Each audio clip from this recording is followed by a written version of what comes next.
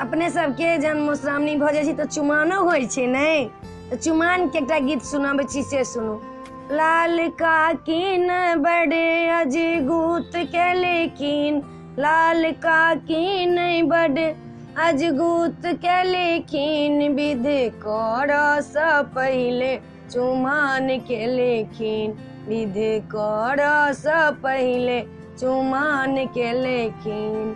अलसा कलश लय पुरहर साजल, मानिक दिया प्रहलाद के लेकिन, निमानिक दिया प्रहलाद के लेकिन, विधि करऽ सँ पहिले चुमान के लेकिन, विधि करऽ सँ पहिले चुमान के लेकिन। लाल काकिन बड़ अजगूत के लेकिन, विधि करऽ सँ पहिले चुमान के लेकिन, विधि करऽ सँ पहिले चुमान के लेकिन।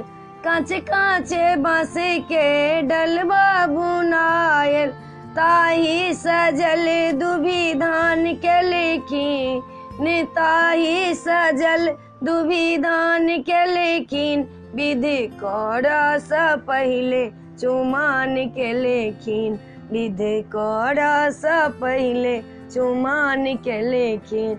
लाल काकिन बड़ अजगूत के लेकिन, विधि करऽ सँ पहिले चुमान के लेकिन, विधि करऽ सँ पहिले चुमान के लेकिन।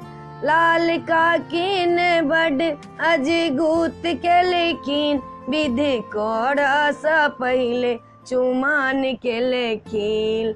आनन चानन नीपु कौशल्या, गजमोती चौका पुराण के लेकिन, गजमोती चौका पुराण के लेकिन, विधि करऽ सँ पहिले चुमान के लेकिन, विधि करऽ सँ पहिले चुमान के लेकिन। लाल काकिन बड़ अजगूत के लेकिन, विधि करऽ सँ पहिले चुमान के लेकिन, विधि करऽ सँ पहिले चुमान के लेकिन।